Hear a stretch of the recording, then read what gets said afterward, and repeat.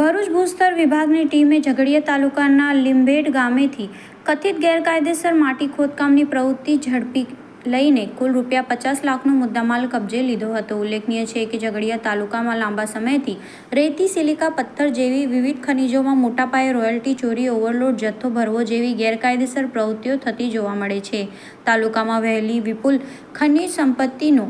ગેરલાભ ઉઠાવી ખનિજ માફિયા પોતાની તિજોરી છલકાવી રહ્યા છે અને મોટી રોયલ્ટી ચોરી કરીને સરકારી તિજોરીને રીતસરનો ચૂનો લગાડી રહ્યા છે. ત્યારે જિલ્લા ભૂસ્તર વિભાગની ટીમે તાલુકામાં બેફામ બનેલ ખનિજ માફિયાઓને ઝડપી લઈને શિક્ષાત્મક કાર્યવાહી હાથ ધરતા તાલુકામાં ખનિજ માફિયાઓમાં ફફડાટ ફેલાયો છે. મળતી વિગતો મુજબ ગતરોજ જિલ્લા ભૂસ્તર વિભાગે તાલુકાના લીંભેડ ગામે ચાલતી માટી ખોદકામની પ્રવૃત્તિ પર આકસ્મિક રેડ કરી માટી ખનનમાં વપરાતા એક ટ્રક, 3 ટ્રેક્ટર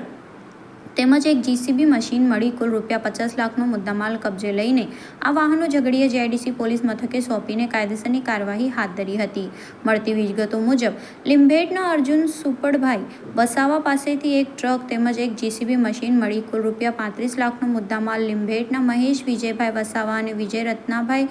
વસાવા પાસેથી એક ટ્રેક્ટર કિંમત ₹5 લાખનો મુદ્દામાલ, લીંભેડના શૈલેષ જયંતિભાઈ વસાવા પાસેથી એક ટ્રેક્ટર કિંમત ₹5 લાખનો મુદ્દામાલ તેમજ લીંભેડના કેવિન ચંદુભાઈ વસાવા પાસેથી એક ટ્રેક્ટર કિંમત ₹5 લાખનો મુદ્દામાલ મળી કુલ ₹50 લાખનો મુદ્દામાલ ભૂસ્તર વિભાગે કબજે લઈને લીંભેડ ગામે ઝડપાયેલા માટી ખોદકામની પ્રવૃત્તિ બાબતે કાયદેસરની કાર્યવાહી હાથ ધરી હતી. અત્રે નોંધનીય છે કે તાલુકામાં વિવિધ ગ્રામ પંચાયતોની હદમાં આવી કથિત ગેરકાયદેસર પ્રવૃત્તિઓ ચાલતી હોય ત્યારે સંબંધિત ગ્રામ પંચાયતો દ્વારા આ બાબતે તાલુકા જિલ્લા સ્તરે રજૂઆત કરવી જોઈએ, પરંતુ તાલુકામાં ઘણી ગ્રામ પંચાયતોની હદમાં